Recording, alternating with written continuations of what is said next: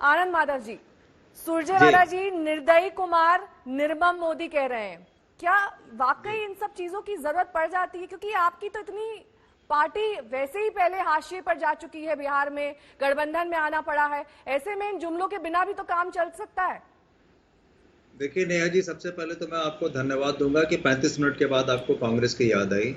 रही हमारे सुरजेवाला जी ने जो बयान दिया उसके बारे में ये कहना चाहूँगा कि जो सच है वही तो बोल रहे हैं। जो मुंगेर की जो घटना हुई है, निहत्थों पे एक शांतिपूर्ण जो धर्म यात्रा निकल रहा था, जो दुर्गा माँ का विसर्जन का जा रहा था, उस पे गोली चलाना ये क्या है? और ऐसी महिला को आपने वहाँ पे कमान दिया था, ऐसे पुलिस कप्तान को वहाँ बनाया था, जिस पे हाई कोर्ट ने कई स्ट्रिक्चर पहले ही पास कर चुके हैं। तो आपको देखना चाहिए ना कि जो मुंगेर सेंसिटिव प्लेस है, तो आपको वहाँ पे कैसे संभालना चाहिए। तो प्रशासन तो संभल नहीं रहा है, और जिस तरह से आपने गोली कांड वहाँ पे किया है, वो एक निंदनीय है। हर तरफ से उसकी निंदा होनी चाहिए, तो इसमें कोई बहुत बड़ी बात उन्होंने नहीं की।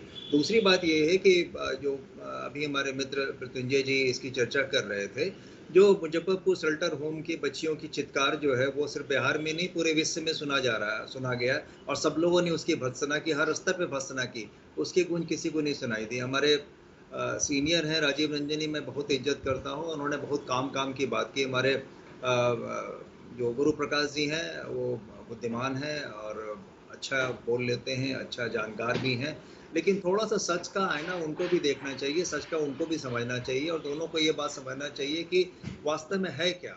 हमारे जो जुमलेबाज प्रधानमंत्री जो है बार बार आके यहाँ झूठ का पिटारा और झूठ का बंडल खोलते हैं। आपको याद होगा कि 2015 में जब वो आए थे, तो उन्होंने एक बहुत बड़ा लंबा चौड़ा पैकेज की घोषणा की थी, 1.25 लाख करोड़ रुपए पैकेज की घोषणा की थी।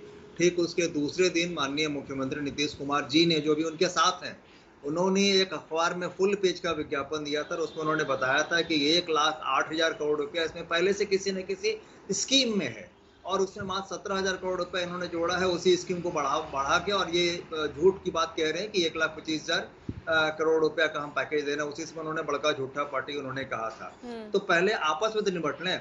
एक वो कह रहे हैं, नीतीश कुमार जी कह रहे हैं कि रोजगार कहाँ से देंगे, पैसे नहीं है। दूसरी तरफ उनके सहयोगी दल कह रहे हैं कि रोजगार जो है वो हम 19 लाख देंगे। तो ये समझने की चीज़ है कि आपस में कितना उनका विरोधाभास है। तीसरी बात रही, और आप चिराग पासवान की चर्चा आप काफ़ी देर से कर रही थी। चिराग पासवान है कौन?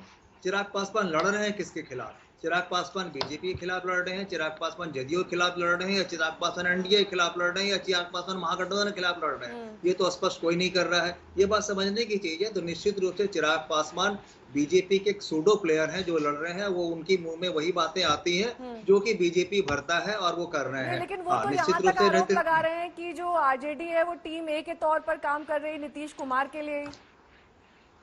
अच्छा, ये पता नहीं उनको कहाँ से जानकारी मिली, लेकिन सच तो पूरी बिहार की जनता देख रही है ना, पूरा देश देख रहा है ना। अपने मनगढ़ंत कुछ भी आप कहानियां कर लें, लेकिन जो साफ साफ है, कल तक वो आप साथ थे। कल तक नीतीश कुमार ही आपके सब कुछ थे, और आपके मुख्यमंत्री थे, आप उनकी तारीफ पे तारीफ किए जा रहे थे। आज अचानक से आपको लग रहा है कि नीतीश कुमार जो है वो बिहार का बेड़ा गर्क कर दिए।